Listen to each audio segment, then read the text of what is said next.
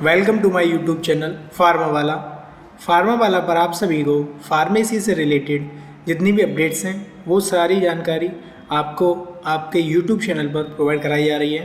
तो आप सभी से मेरी रिक्वेस्ट है कि आप सभी चैनल को ज़रूर सब्सक्राइब करेंगे और वीडियोस को लाइक किया करिए और बेल आइकन को ज़रूर प्रेस रखिए जिससे कि कोई भी वीडियोस का नोटिफिकेशन आपसे मिस ना हो सके। तो चलिए आज का जो अपना सेशन है उसे हम स्टार्ट करते हैं। तो आप सभी को पता है कि हमारे जो डी फार्मा फर्स्ट ईयर में जो एक हमने सीरीज चलाई है मोस्ट इम्पोर्टेंट क्वेश्चंस की टॉप 20, तो जिसमें हमने 3 सब्जेक्ट कवर कर चुके हैं और जो हमारा नेक्स्ट सब्जेक्ट है वो है हमारा ह्यूमन एनाटॉमी एंड फिजियोलॉजी यानी HAP। ठीक है, तो आज इस वीडियो में ये वीडियो हो सकता है थोड़ी बहुत लेंदी हो जाए, तो आप थोड़ा सा उसे ब्रेक करके आप फिर वीडियो को देख सकते हैं, क्योंकि आज इस वीडियो में मैं सारे क्वेश्चंस एक ही वीडियो में कवर करूंगा, क्योंकि 2 वीडियो के लिए थोड़ा सा अभी टाइम मैनेज करना है। तो इसलिए आप थोड़ा सा ये कष्ट ज़रूर करें कि जो वीडियो है उसे थोड़ा सा चाहे ब्रेक लेके देखें, लेकिन वीडियो को पूरा देखें और वीडियो थोड़ा सा लेंदी हो सकता है। तो चलिए शुरुआत कर रहे हैं।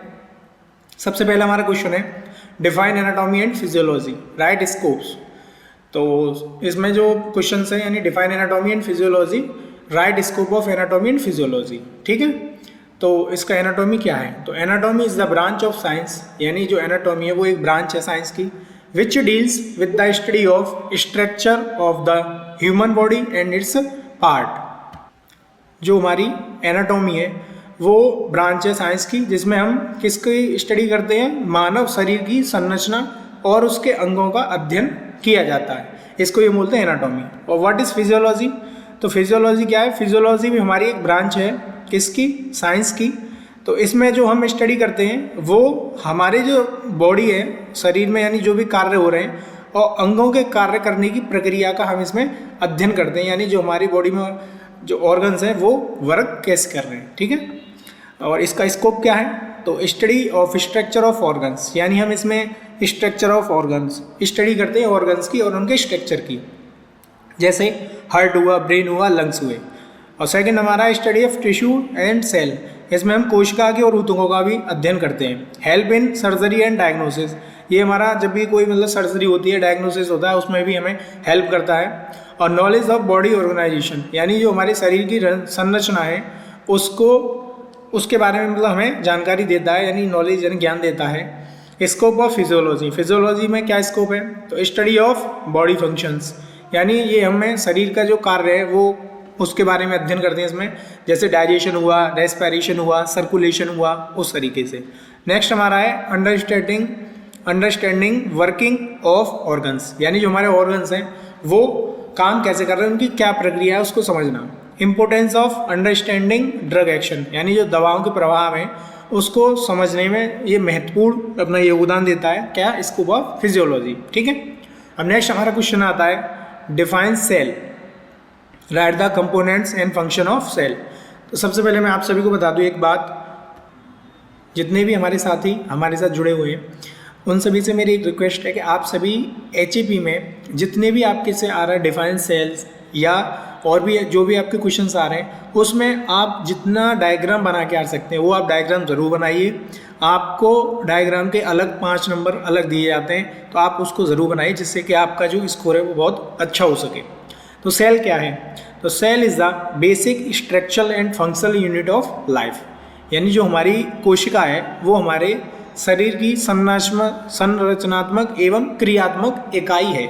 ये आपकी एक सिंपल डेफिनेशन है जो आपको बहुत जल्दी याद हो जाएगी। आप इसकी डिटेल में डेफिनेशन याद करना चाहते हैं तो आप उसे डिटेल में कर सकते हैं, लेकिन मैंने एक सिर्फ शॉर्ट फॉर्म जो कि बच्चा अच्छे से याद कर सके उसके अकॉर्डिंग बनाया है। कंपोनेंट्स ऑफ सेल, यानी जो कोशिका है उसके क्या घटक हैं। तो सबसे पहला हमारा आता है सेल मेम्ब्रेन, यानी कोशिका झिल्ली।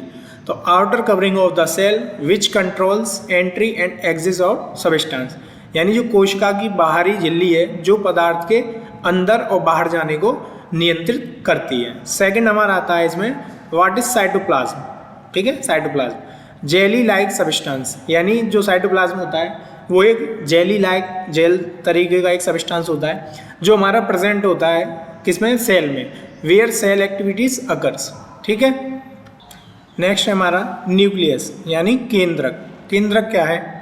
Control centre of the cell which contain genetic material, यानी जो कोशिका है, कोशिका का नियंत्रण केंद्र जिसमें हमारा आनुवंशिक पदार्थ यानी डीएनए उसमें प्रेजेंट होता है।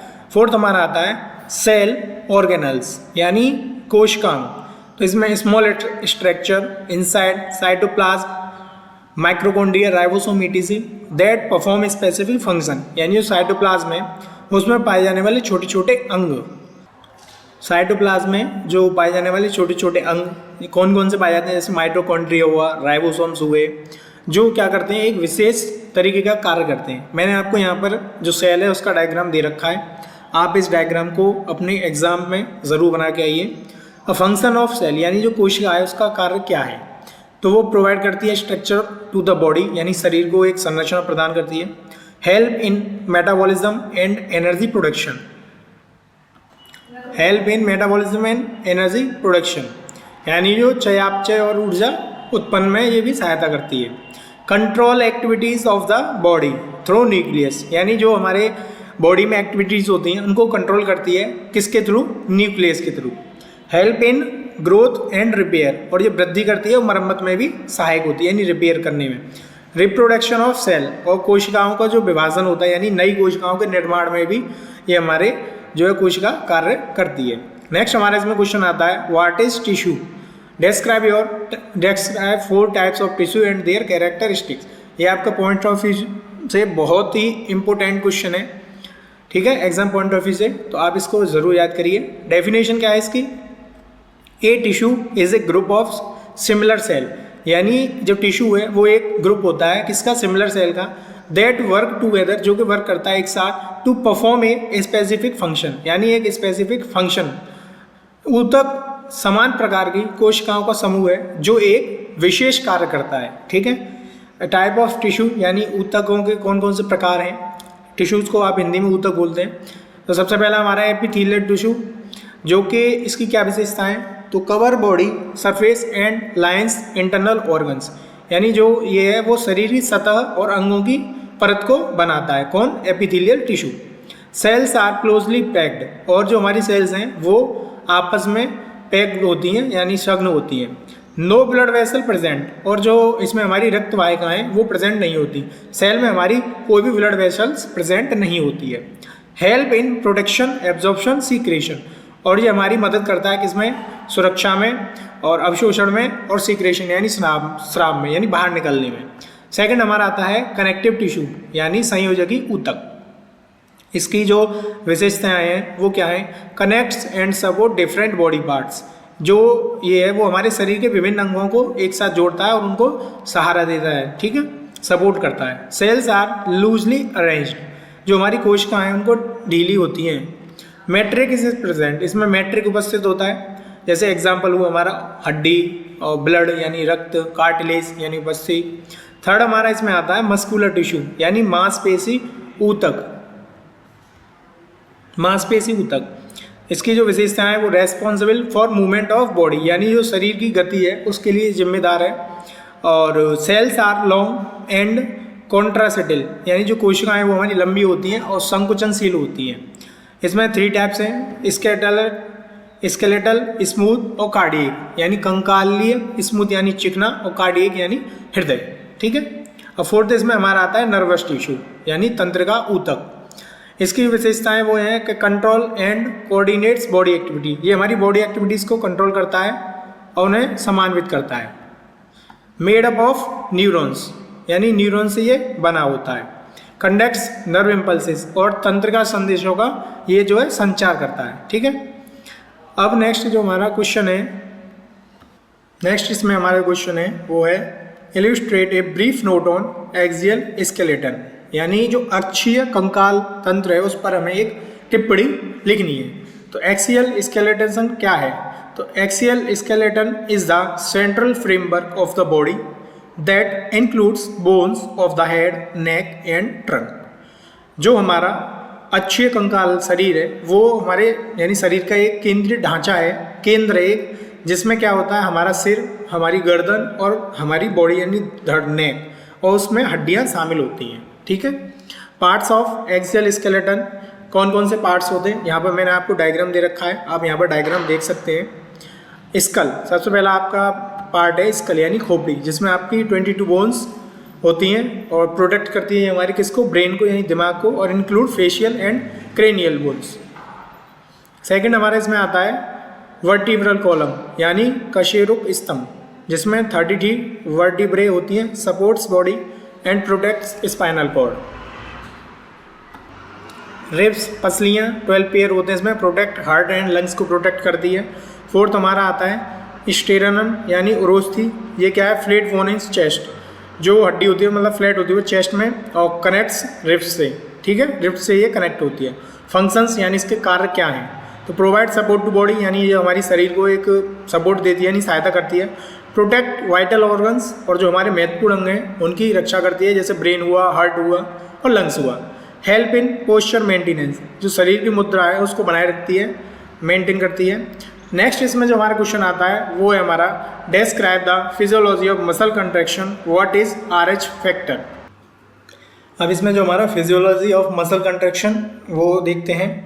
तो इसका जो मैकेनिज्म है वो क्या है, नर्व इम्पल्सिस यानी तंत्रिका संकेत। तो nerve impulses reach the muscle fibre यानी जो हमारी तंत्रिका संकेत है वो मांसपेशी तक हमें पहुंचाती है। रिलीज ऑफ कैल्शियम, और ये हमारी मांसपेशियों में जो कैल्शियम है उसके आयन को निकालती है, रिलीज करती है। सेकंड हमारा जो है, और थर्ड हमारा है एक्टिन मायोसिन इंटरेक्शन, ये क्या करती है, मायोसिन को बाइंड करती है विद एक्टिन के साथ टू फॉर्म क्रॉस ब्रिज बनाती है मायोसिन और एक्टिन से जुड़कर, ठीक है। फोर्थ हमारा आता है कॉन्ट्रैक्शन यानी संकुचन, तो muscles fibre shorten using energy ATP यानी ATP की मदद से ये मांसपेशियों को सिकोड़ती है। और फिफ्थ हमारा आ जाता है रिलैक्सेशन यानी शिथिलन, तो calcium return back muscle relax, जब कैल्शियम हमारा जो है वापस चला जाता है तो हमारी जो मांसपेशी है वो रिलैक्स हो जाती है यानी ढीली हो जाती है। इसके कुछ मुख्य मतलब पॉइंट्स हैं, तो रिक्वायर ATP एनर्जी, हमें मतलब ATP एनर्जी की रिक्वायर्ड है। और कंट्रोल बाय नर्वस सिस्टम के द्वारा ये कंट्रोल रहती है। स्लाइडिंग फिलामेंट थ्योरी, इसमें ये जो थ्योरी है वो स्लाइडिंग फिलामेंट है, ठीक है। अब जो क्वेश्चन है हमारा RH फैक्टर क्या है, तो RH फैक्टर में एक सिंपल सा बताऊं, एक प्रोटीन है एंटीजन जो कि हमारा प्रेजेंट होता है on the surface of red blood cells में, ठीक है। RH फैक्टर लाल रक्त कोशिकाओं की सतह पर पाए जाने वाला एक प्रोटीन है यानी एंटीजन है। इसके क्या मतलब दो टाइप्स हैं, RH पॉजिटिव और RH नेगेटिव। RH पॉजिटिव में एंटीजन उपस्थित होता है, RH नेगेटिव में एंटीजन अनुपस्थित होता है। इम्पोर्टेंस क्या है, इसका महत्व क्या है, तो इम्पोर्टेंट इन ब्लड ट्रांसफ्यूजन यानी रक्त को चढ़ाने में ये महत्वपूर्ण है और इसमें मदद करता है। इम्पोर्टेंट ड्यूरिंग प्रेगनेंसी, जब भी मतलब कोई प्रेगनेंसी हो, गर्भावस्था हो, तो उसमें भी ये महत्वपूर्ण अपना जो इम्पोर्टेंस रोल निभाता है। Help in determining blood group, और ब्लड ग्रुप को हेल्प करने में यानी डिटरमाइन करने में ये मदद करता है। नेक्स्ट हमारा क्वेश्चन है explain the physiology of muscle contraction, मांसपेशी संकुचन की क्रिया विज्ञान समझाइए। तो इंट्रोडक्शन यानी muscle contraction is the process by which muscle fibre shorten and produce force, जो हमारी मांसपेशी है वो संकुचन प्रक्रिया है जिसमें जो हमारी मांसपेशी सिकुड़कर बल उत्पन्न करती हैं, ठीक है ना। मसल कॉन्ट्रैक्शन यानी मांसपेशी का सिकुड़ना, कॉन्ट्रैक्ट होना। मैकेनिज्म क्या है इसके, सबसे पहला है नर्व इम्पल्सिस यानी तंत्रिका संकेत, जो कि nerve impulses reach the neuromuscular junction यानी तंत्रिका संकेत न्यूरोमस्कुलर जंक्शन तक पहुंचता है। सेकंड हमारा है रिलीज ऑफ एसिटाइलकोलिन, और न्यूरोट्रांसमीटर एसिटाइलकोलिन को रिलीज करता है यानी न्यूरोट्रांसमीटर एसिटाइल नामक जो रसायन निकालता है। Release of calcium ions are released from sarcoplasmic reticulum, यानी जो कैल्शियम आयन है वो सैक्रोप्लाज्मिक रेटिकुलम से निकलते हैं। Actin myosin interaction, myosin bind with actin forming cross bridge, जो मायोसिन है वो एक्टिन से जुड़कर क्रॉस ब्रिज बनाता है। और पावर स्ट्रोक ये क्या करता है, ये हमारी ATP की मदद से मांसपेशियों को सिकोड़ देता है, ठीक है। रिलैक्सेशन, कैल्शियम वापस चला जाता है, मांसपेशी ढीली हो जाती है। तो ये क्वेश्चन मैंने आपको बताया था, लेकिन इसमें जो हमारा है explain the physiology of muscle contraction, ठीक है। अब नेक्स्ट हमारा जो क्वेश्चन आता है वो है right the process of blood clotting, यानी जो रक्त का थक्का बनता है उसकी क्या प्रक्रिया है उसको हमें बताना है।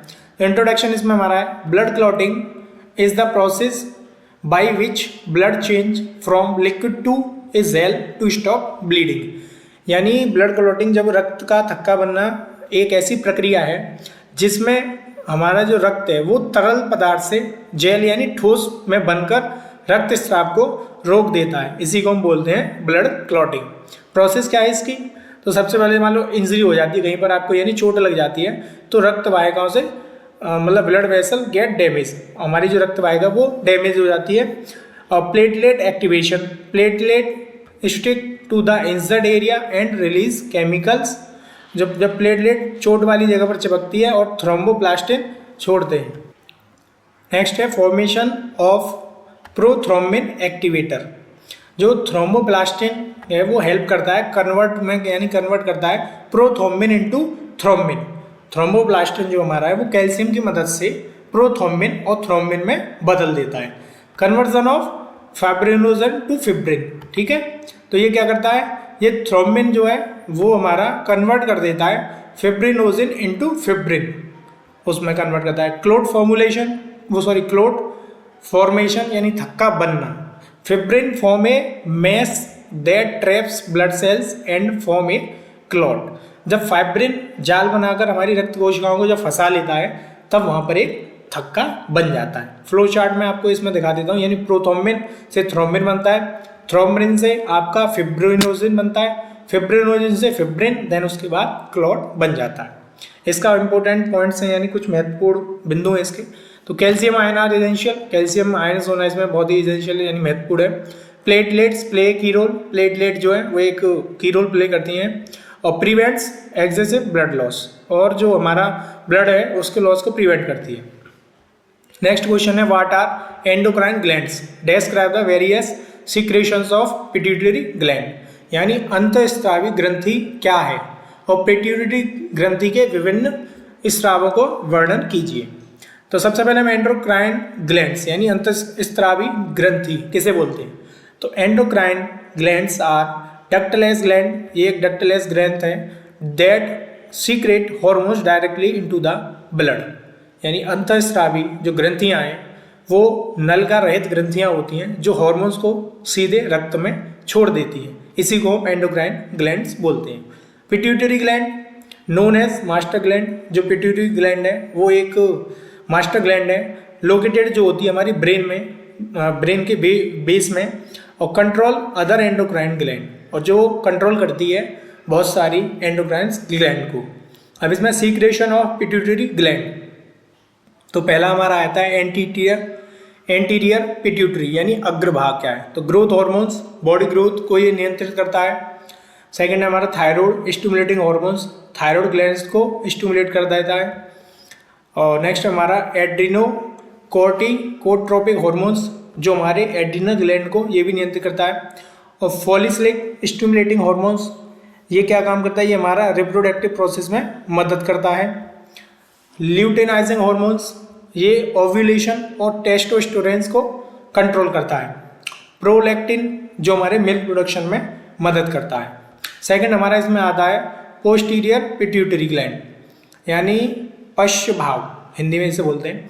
तो इसमें एंटी डायरेटिक्स हॉर्मोन्स होते हैं जो हमारे वाटर बैलेंस को नियंत्रित करते हैं, और ऑक्सीटोसिन जो हमारी चाइल्ड बर्थ और मिल्क इंजेक्शन में हेल्प करता है।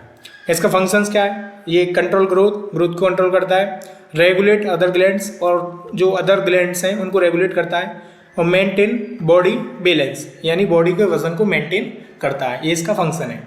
नेक्स्ट हमारा क्वेश्चन है, explain in detail about regulation of blood pressure यानी बीपी, जिससे आप क्या समझते हैं। तो blood pressure is the force exerted by blood on the walls of blood vessels. Its regulation is essential to maintain normal body function. यानी जो हमारा रक्तचाप यानी बीपी है वह दबाव है जो रक्त वाहिकाओं की दीवार पर डालता है। बीपी हमारा मतलब जो रक्तचाप है वो एक ऐसा दबाव है जो रक्त को रक्तवाहिकाओं की दीवारों पर डालता है, यानी उसकी साइड्स पर डालता है। इसका नियंत्रण शरीर के लिए बहुत ही आवश्यक है। आपको पता ही होगा कि जब बीपी बढ़ जाता है तब कितनी समस्या होती है और बीपी कम हो जाता है तब कितनी होती है। कुछ कंडीशन ऐसी भी हो जाती हैं कि बीपी जब आपका लो हो जाता है तब भी डेथ हो जाती है, और बीपी हाई हो जाता है तब भी बहुत डेथ हो जाती है। तो इसका आपको विशेष ध्यान रखना है।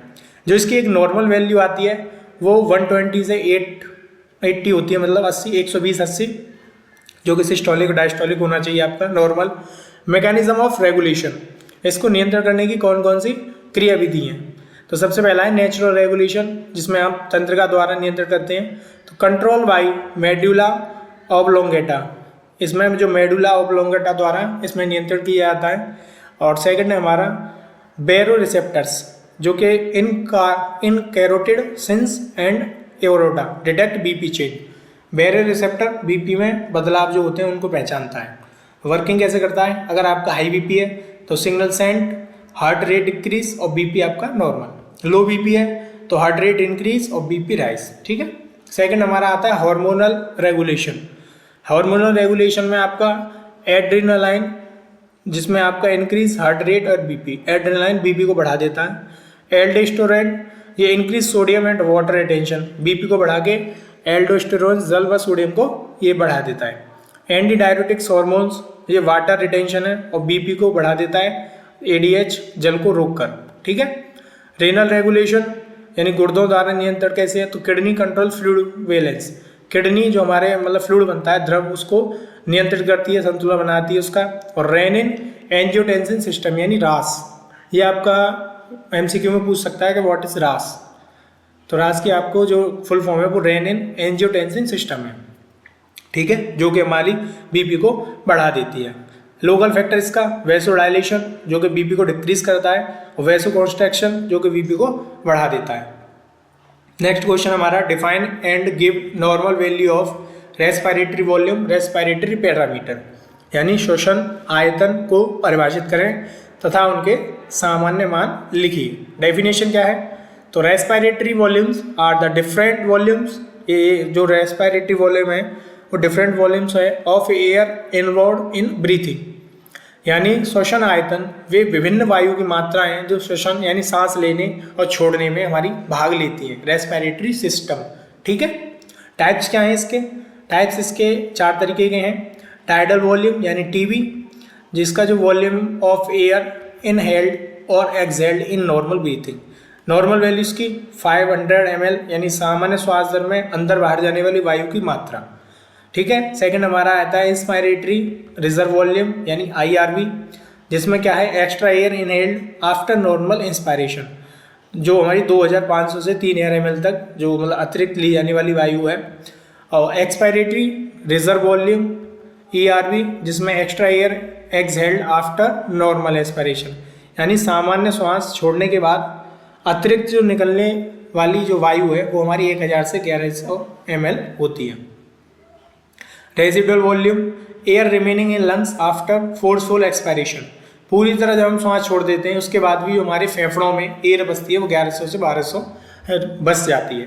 नेक्स्ट जो हमारा क्वेश्चन आता है वो है define digestion, discuss the structure and function of liver. Digestion क्या है और लिवर का स्ट्रक्चर क्या है, उसके फंक्शंस क्या है यानी कार्य क्या है। ठीक है।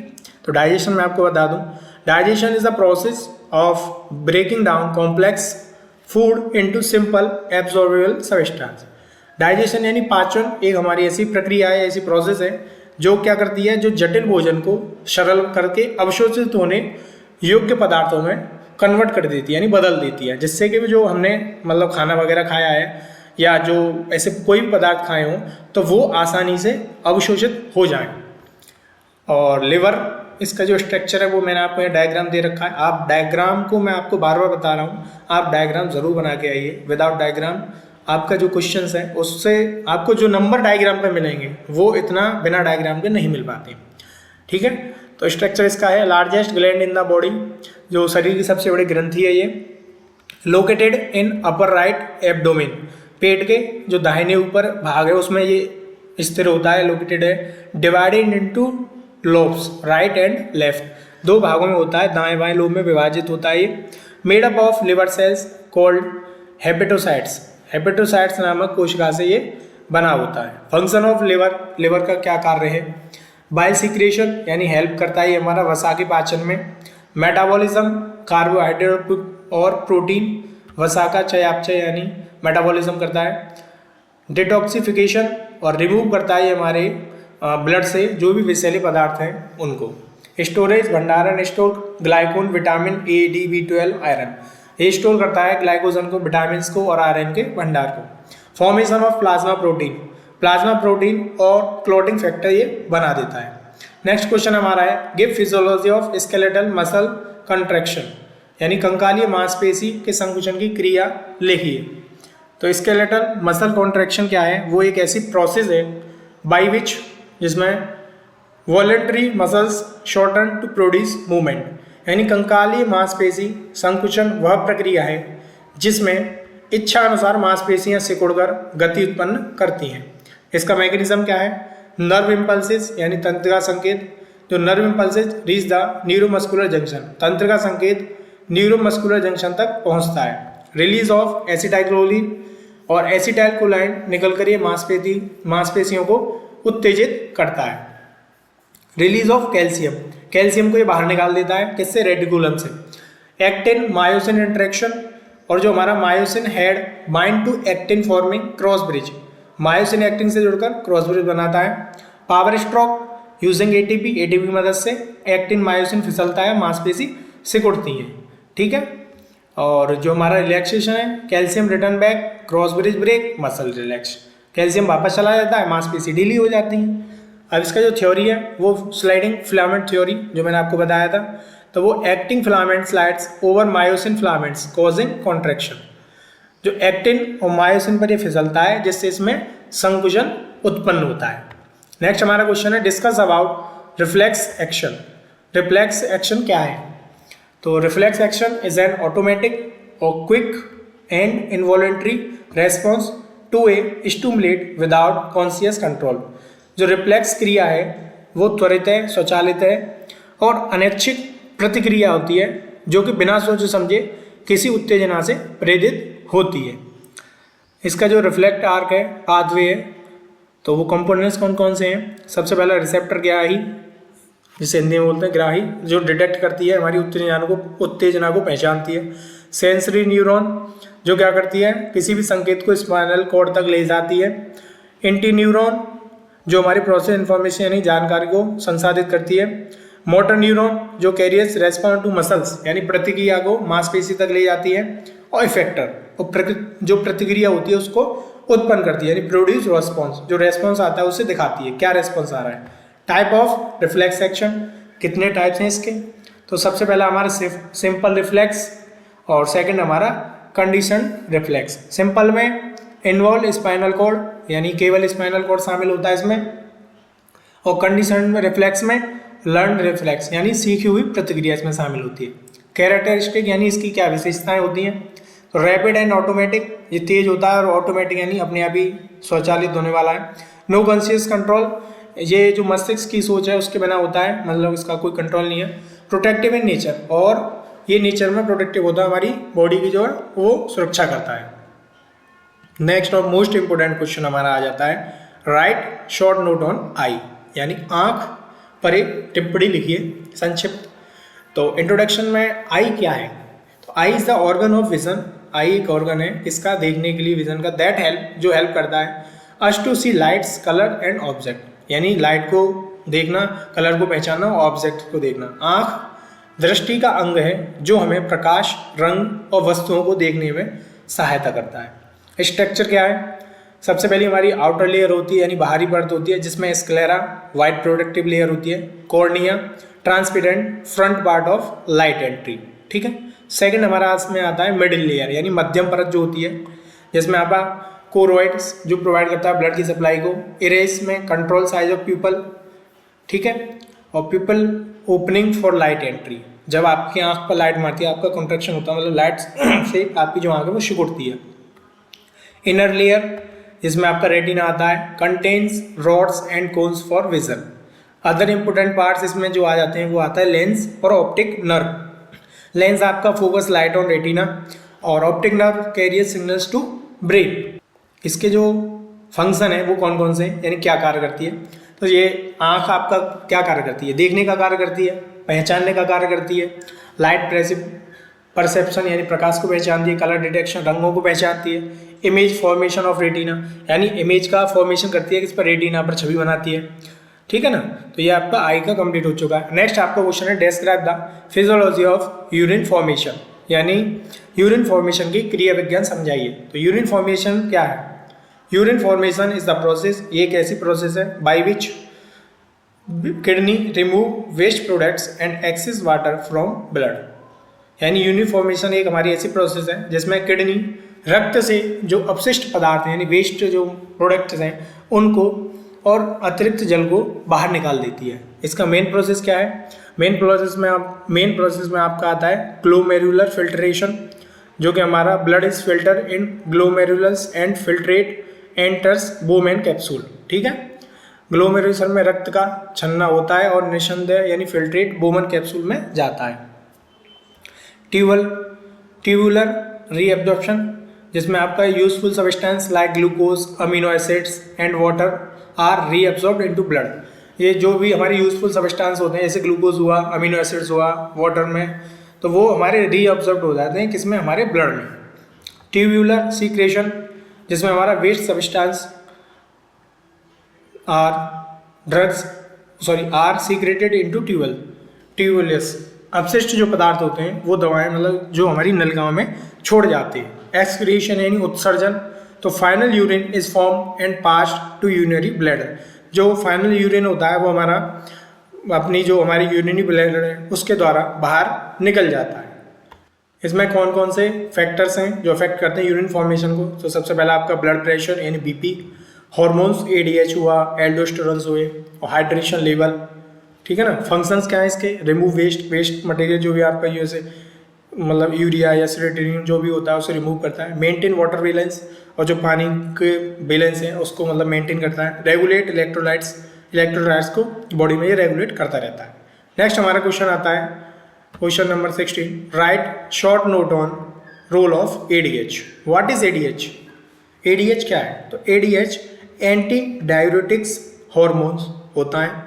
जो हॉर्मोन्स है यानी एडीएच एक हॉर्मोन्स है जो सीक्रेटेड होता है by the posterior pituitary gland that regulate water balance in the body. जो एडीएच हॉर्मोन्स है वो हमारे पिट्यूटरी ग्लैंड का एक मतलब जो उससे मतलब सीक्रेट होता है और जो हमारे शरीर में जल है उसको संतुलन को नियंत्रित करता है यानी बैलेंस करता है। रोल क्या है इसका एडीएच का? Water reabsorption, increase reabsorption of water in kidney tubules, kidney की नलिकाओं में जल का जो पुनर्अवशोषण है उसको बढ़ा देता है। रिड्यूस यूरिन आउटपुट, और जो हमारा यूरिन वॉल्यूम है उसकी मात्रा को कम कर देता है, डिक्रीज कर देता है। Maintain water balance, maintain body fluid balance, शरीर में जल के संतुलन को बनाए रखता है। इंक्रीज ब्लड प्रेशर, और जो हमारी रक्त वाहिका हैं उनको संकुचित करके ये बीपी को जो है वो बढ़ा देता है। ठीक है, मैकेनिज्म क्या है? Act on collecting ducts of kidney, यानी किडनी के जो कलेक्टिंग डक्ट्स हैं उन पर ये काम करता है। और इंक्रीज परमिएबिलिटी ऑफ वाटर, जल का अवशोषण बढ़ा देता है। मोर वाटर एब्जॉर्ब यानी लेस यूरिन, जब मतलब आपका यूरिन जो है कम बनता है इसमें। नेक्स्ट इसमें हमारा क्वेश्चन आता है define lymph and analyse the function of lymph. लस्सी का लिम्फ मतलब उसको परिभाषित करना है। तो लिम्फ इज ए क्लियर और कलरलेस फ्लूइड है। जो लस्सी का है वो एक साफ और मतलब कलरलेस फ्लूइड जो द्रव है जो प्रेजेंट होता है हमारे लिम्फेटिक वेसल्स में, डेराइव फ्रॉम टिश्यू फ्लूइड, जो कि ऊतक के द्रव से बनता है। फंक्शन क्या है यानी लिम्फ का जो फंक्शन है वो क्या है, कार्य कैसे करता है? तो सबसे पहला है ट्रांसपोर्ट ऑफ न्यूट्रिएंट्स यानी पोषक तत्वों का परिवहन। Transport fat and fat soluble vitamins from intestine to blood, ये फैट और फैट सोल्यूबल विटामिन्स को इंटेस्टाइन से ब्लड में मतलब पहुंचाता है। Immunity contains lymphocytes which help in defense against infection, इसमें जो लिम्फोसाइट्स होते हैं वो हमारे संक्रमण से रक्षा करते हैं। रिमूवल ऑफ वेस्ट यानी जो ऊतक हैं उनके अपशिष्ट और विषैले पदार्थों को ये रिमूव कर देते हैं, हटा देते हैं। Maintenance of fluid balance, returns excess tissue fluid back to blood circulation, तो जो हमारा अतिरिक्त ऊतक जो द्रव है उनको वापस हमारे ब्लड में पहुंचा देते हैं। नेक्स्ट हमारा जो इसमें आता है वो ट्रांसपोर्ट ऑफ प्रोटीन्स, और जो ऊतक होते हैं वो प्रोटीन को रक्त में पहुंचाने का काम करते हैं। तो ये हमारे इसके फंक्शंस हो गए लिम्फ के।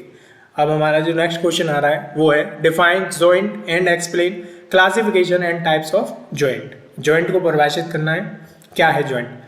तो joint is the point where 2 or more bones meet, यानी जोड़ जो है वो ऐसा स्थान है जहां पर 2 या 2 से अधिक हड्डियां आपस में मिलती हैं, उसी को हम बोलते हैं जॉइंट। ठीक है। Classification of joint, fibrous joint, इसमें bones are joint by fibrous tissue, no movement. जो हड्डियां हैं वो हमारे फिब्रस टिश्यू से जुड़ी होती हैं, इसमें कोई भी मूवमेंट नहीं होता है। ठीक है। सेकंड हमारा आता है कार्टिलेजिनियस जॉइंट, जिसमें हमारी bones are connected by cartilage, slide movement. हड्डियां जो है वो हमारी कार्टिलेज से कनेक्ट होती हैं और जिसमें स्लाइड मूवमेंट यानी बहुत ही कम गति का यानी थोड़ी गति का मूवमेंट होता है। नेक्स्ट हमारे इसमें आता है साइनोवियल जॉइंट्स। तो freely movable joints with synovial fluids, जो ये जोड़ है वो स्वतंत्र रूप से चलने वाले होते हैं, इनमें साइनोवियल द्रव्य भरा होता है। Type of synovial joint, synovial joint के जो टाइप्स हैं वो कौन से हैं। तो सबसे पहला आ जाता है वॉल एंड शॉफ्ट जॉइंट, जिसका जो एग्जांपल है वो शोल्डर हुआ, हिप हुआ। ठीक है ना। तो ये ऑल डायरेक्शन यानी कहीं पर भी मूवमेंट कर सकते हैं। सेकंड हमारा है हिंग जॉइंट, जिसमें एल्बो, नी जो सिर्फ एक ही डायरेक्शन में घूम सकते हैं। पाइवोट जॉइंट, जिसमें आपका नेक, गर्दन वगैरह आपकी आ जाती है तो वो पूरी रोटेशन हो जाती है। ठीक है। ऐसे फंक्शन क्या है इसका, तो फंक्शन इसका provide movement, give stability and help करता है हमारी बॉडी को फ्लेक्सिबिलिटी में। ठीक है ना। नेक्स्ट इसमें हमारा क्वेश्चन आता है explain compact bone and spongy bone, यानी सघन अस्थि और स्पंज अस्थि को समझाना।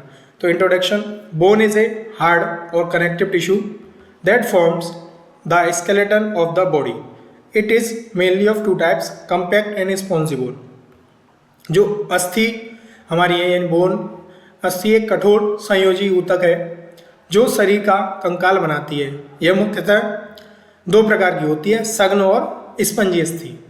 ठीक है। तो इसमें जो क्वेश्चन था वो यही है कि compact bone and spongy bone. ठीक है। तो कम्पैक्ट बोन यानी सघन अस्थि, इसका जो स्ट्रक्चर है वो कैसा होता है, वो dense and hard outer layer यानी कठोर होता है और घनी होती है, बाहरी जो परत होती है वो घनी होती है। Made up of osteons, made up of osteons यानी जो ऑस्टियोन है उससे हार्वेशियन सिस्टम से बनी होती है। सघन अस्थि जो हमारी होती है। कैरेक्टरिस्टिक यानी विशेषता क्या है, वेरी स्ट्रॉन्ग यानी बहुत मजबूत होती है। लेस पोरस और forms shaft of long bones. ठीक है। फंक्शन क्या है इसके, प्रोवाइड स्ट्रेंथ एंड सपोर्ट, ये हमें मतलब स्ट्रेंथ प्रोवाइड करती है, मजबूती और सपोर्ट देती है। प्रोटेक्ट इंटरनल स्ट्रक्चर, और जो हमारा इंटरनल स्ट्रक्चर है उसको प्रोटेक्ट करती है। सेकंड हमारा आ जाता है स्पॉन्जी बोन यानी स्पंजी अस्थि। उसका स्ट्रक्चर क्या होता है, soft and porous inner bone, ये सॉफ्ट होती है। पोरस यानी लायम और छिद्रयुक्त आंतरिक जो भाग है हमारा वो होता है। कंटेन ट्राइवेक्यूलर यानी जो जालीदार संरचना होती है, ये जो मतलब आपकी स्पंज अस्थि होती है वो जालीदार एक संरचना होती है। कैरेक्टरिस्टिक लाइट वेट यानी हल्की होती है, मोर पोरस होती है, कंटेन्स बोन मैरो। ठीक है। फंक्शन क्या है इसके, help in blood cell formation, ये हमारे ब्लड सेल फॉर्मेशन में हेल्प करती है। रिड्यूसेस वेट ऑफ बोन्स, और जो मतलब हड्डियों के वेट होता है उसको रिड्यूस करती है, कम करती है। सेकंड और लास्ट फाइनल क्वेश्चन हमारा, discuss the anatomy and functions of kidney. Kidney क्या है, उसकी संरचना क्या है, उसके कार्य क्या है, वो हमें बतानी है। ये भी आपका एग्जाम पॉइंट ऑफ व्यू से बहुत ही मोस्ट इंपोर्टेंट क्वेश्चन है, जो कि आपका लॉन्ग क्वेश्चंस में आपको पूछा ही जाएगा, तो आप इसे ज़रूर पढ़ के जाइए। और किडनी का आप डायग्राम बना के आ सकते हैं, तो आप डायग्राम ज़रूर बना के आइए। तो किडनी क्या है, kidney are bean shaped organs that filter blood and form urine. जो किडनी है वो हमारे सेम के आकार का अंग होती है, आपने सेम देखी होगी, सेम उसी के आकार का जो मतलब आकार जो बनता है, शेप बनती है, वही हमारी किडनी की शेप है, जो क्या करती है, रक्त को फिल्टर करके और यूरिन बनाती है यानी मूत्र बना देती है। एनाटॉमी ऑफ किडनी, किडनी की संरचना क्या है, तो सबसे पहले किडनी कहाँ पर प्रेजेंट होती है, located in the abdominal cavity on both side of vertebral column, यानी जो हमारी रीढ़ की हड्डी होती है उसके दोनों ओर जो उदर गुहा है उसमें हमारी जो किडनी है वो प्रेजेंट होती है। स्ट्रक्चर क्या है इसका, रीनल कैप्सूल, वृक्क का आवरण होता है इसका। आउटर प्रोटेक्टिव लेयर यानी बाहरी सुरक्षा परत होती है। कोटेक्स, कोटेक्स में आउटर रीजन ऑफ किडनी यानी इसका बाहरी भाग। Medulla, inner region with pyramids, अंदरूनी भाग जिसमें पिरामिड होते हैं। Nephron, functional unit of kidney यानी किडनी की जो कार्यात्मक इकाई है उसे हम नेफ्रॉन बोलते हैं। रीनल पैलिप्स, वृक्क श्रेणी यानी कलेक्ट्स यूरिन, और जो हमारा मतलब यूरिन होता है उसको ये कलेक्ट करती है, एकत्र करती है। फंक्शंस ऑफ किडनी, किडनी क्या कार्य करती है? किडनी एक्सक्रीशन यानी रिमूव वेस्ट प्रोडक्ट, जो हमारे अपशिष्ट पदार्थ होते हैं उनको बाहर निकाल देती है। किसके थ्रू? यूरिया मतलब क्रिएटिनिन आपके यूरिन के through. Regulation of water balance, और जो हमारा वाटर बैलेंस है यानी जल का संतुलन है उसे बनाए रखती है किसमें? बॉडी में। मेंटेन फ्लूइड बैलेंस, ठीक है। इलेक्ट्रोलाइट बैलेंस यानी जो इलेक्ट्रोलाइट्स होते हैं उनको नियंत्रित करती है, कंट्रोल करती है। एसिड बेस बैलेंस, अम्ल क्षार संतुलन, जो क्या करती है? मेंटेन्स पीएच ऑफ ब्लड, रक्त जो होता है मतलब ब्लड होता है उसके पीएच को संतुलित करती है। और ये जो हमारे मतलब पीएच है उसको मेंटेन करती है, एसिड बेस बैलेंस को, ठीक है। और 5 हमारा है हार्मोन्स प्रोडक्शन, प्रोड्यूस रेनिन एरेथ्रोपोएटिन यानी जो हार्मोन्स हैं उनको ये बनाती है। और कंट्रोल्स बीपी को ये नियंत्रित करती है, ठीक है। तो आपके जो मतलब इम्पोर्टेंट क्वेश्चन थे टॉप 20 वो अब खत्म हो चुके हैं। और आप इसमें जो हमने QR दे रखा है, जैसे आप किसी भी स्टूडेंट्स को ये PDF मिलती है तो आप QR को स्कैन करके PDF का वीडियो लेक्चर देख सकते हैं जिसमें आपको सारी चीज़ें मिल जाती हैं। और हमारा जो सब्जेक्ट है ह्यूमन एनाटॉमी एंड फिजियोलॉजी ये खत्म हो चुका है। अब हमारा एक सब्जेक्ट बचा है जिसे मैं बहुत जल्द कोशिश करूँगा कि वो भी आपका जो PDF है वो आपको वीडियोज़ टाइम से मिल जाएँ। और आप सभी से मैं आपको मतलब एक और चीज़ बता दूं कि आप सभी अपनी जो प्रिपरेशन है उसे करते रहिए। आप ये ना सोचें कि एग्ज़ाम आपके आगे बढ़ेंगे या नहीं। आपके जो एग्ज़ाम है वो 1 से 2 दिन हो सकता है आगे पीछे हो जाए, लेकिन आपके एग्ज़ाम 5 से 6 मई के बीच में होने कन्फर्म हो जाएंगे। तो आप सभी एग्ज़ाम प्रिपरेशन में लगे रहिए। और बहुत जल्द मैं आपको एक MCQ की और वीडियो लेके आऊँगा जिसमें आपको सिर्फ और सिर्फ MCQ कराए जाएंगे सभी सब्जेक्ट के। तो जब तक आप चैनल को फॉलो करिए और वीडियोज़ को लाइक करिए।